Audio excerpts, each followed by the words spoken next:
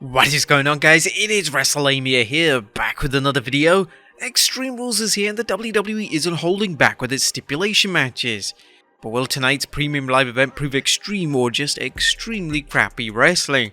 Well, judging by the title of this video, obviously it was epic. Join us now as we look at this week's edition of the Extreme Rules, recapping the matches and looking at the good, the bad and the downright ugly.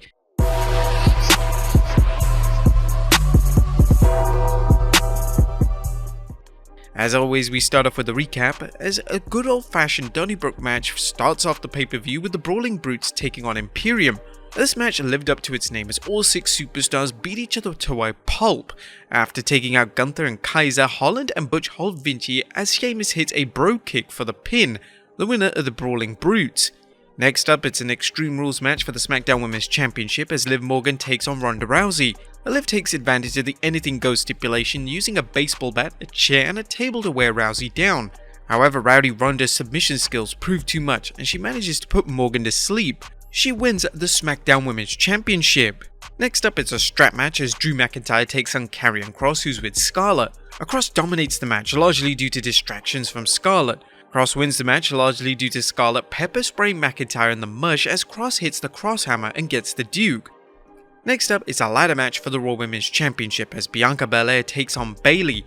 A heated battle sees Belair on her way to winning until Io Sky and Dakota Kai interfere. Belair fights off damage control, hitting a KOD on Belair onto a chair. Belair then climbs the ladder to retain the Raw Women's Championship. Next up is the I Quit match as Edge goes up against Finn Balor. Balor enters the match without the Judgment Day, but they show up once Edge looks to have Balor ready to say I quit.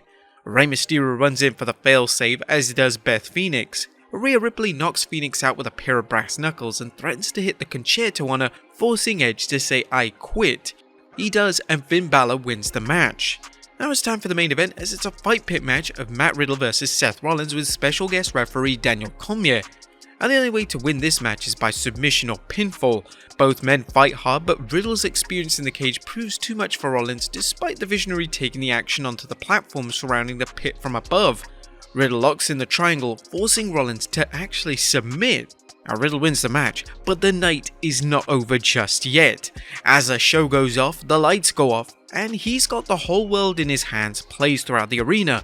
The song continues as the camera shoots to different parts of the arena, showing various characters from the Firefly Funhouse, only this time they're life-size.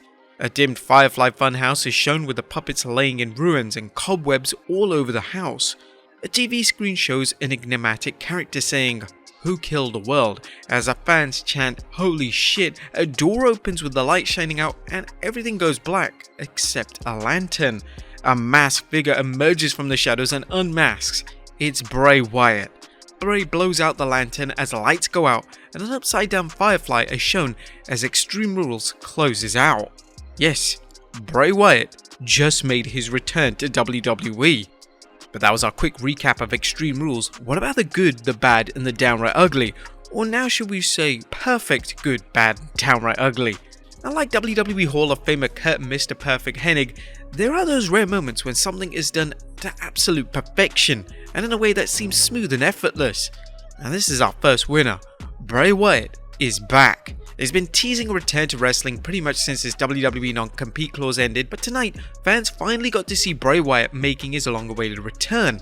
As good as the return was, the way it was executed was pure perfection.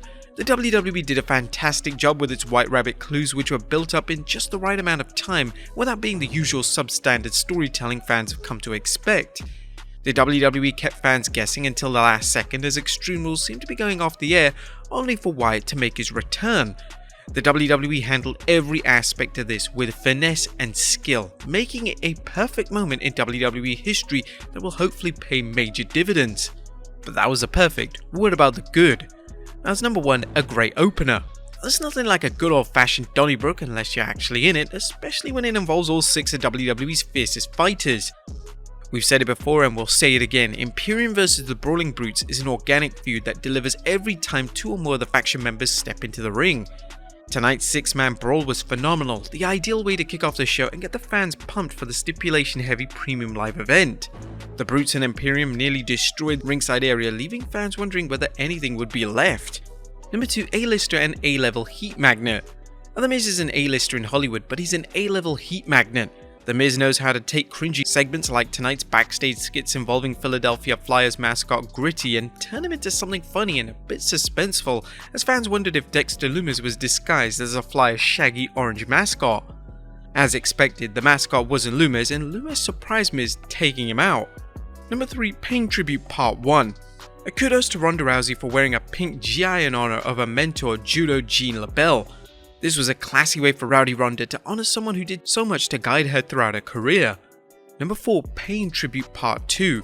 Major props to Bayley as well, as the leader of Damage Control wore a Sarah wristband paying tribute to former Tough Enough winner and WWE superstar Sarah Lee.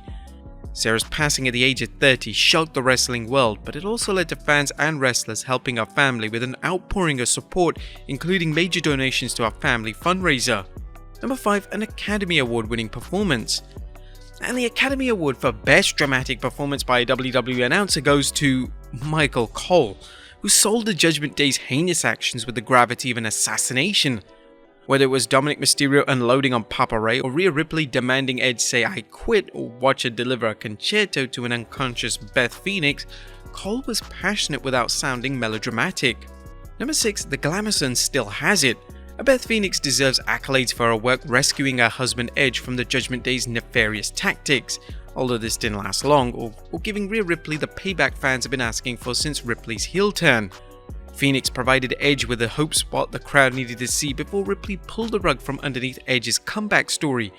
She sold Ripley's brass knuckles shot well, along with a concerto, too, so no doubt setting the stage for a final showdown in the War Games match at Survivor Series.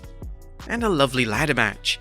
Bianca Belair cemented a role in the main event tonight, throwing back the challenger Bayley in a good, if not great, ladder match. While there weren't any memorable spots in the match involving the ladder, other than Bianca Belair lifting Bayley up while Bayley held a ladder and hitting a KOD that sent Bayley into the ladder, that was a good move, as the WWE doesn't need any injuries for its top stars. The match told a good story, with Bianca proving she's better than Bayley in a one-on-one match, or even when all 3 members of Damage Control got involved. Bianca's spot where she KOD'd both Io Sky and Dakota Kai at the same time brought back memories of John Cena hitting an attitude adjustment on Edge in the Big Show all at once. But that was the good, what about the bad? Is number 1, a sloppy second. As good as the opening match was, Extreme Rules SmackDown Women's Championship match was sloppy. Liv Morgan hasn't improved enough to stay in the main event, and it's good that the WWE hasn't given up on the Morgan experiment. While we applaud the WWE's decision to give Morgan a chance because the company hasn't given undercard talent enough opportunities, however, Morgan's failure to improve in the ring was exemplified by her match tonight. She needs to work on her wrestling skills, and a trip back to the tag division might be the best way for her to improve. Number 2, a snoozer of a strap match. A McIntyre vs Cross had all the makings of a slobber knocker, with both men looking to beat each other senseless and the strap stipulation providing an out for one of them to lose without being pinned. Instead, the WWE opted for a strap match where the bout could be won by pinning or submitting your opponent. Unfortunately, the strap stipulation proved to be remarkably boring, despite the potential for some good spots. The finish didn't help as Scarlett pepper sprayed Drew, giving Cross the opening he needed to get the 1-2-3.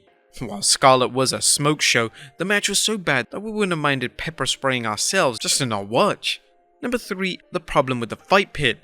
The fight pit was a bit of a letdown as it seemed to be all over the place, and we're not referring to Riddle and Rollins taking the action to the platform overlooking the pit itself. Referee Daniel Cormier found himself being a part of the match when he got his hands on to remind both men who was in charge. However, his role proved meaningless when he failed to start a 10 count on Rollins when the Ultimate Bro looked like he was seeing stars. Perhaps even worse, Cormier stood by helplessly while Riddle and Rollins tried to destroy each other on the overhead platform. Now, there was nothing downright ugly about tonight's show, despite several of the stipulation matches failing to deliver. It was good to see Extreme Rules bringing back stipulations, but the WWE needs to think the matches out a little better. What do you guys think of Extreme Rules? Let us know in the comments down below, and I'll see you next time with some more wrestling content.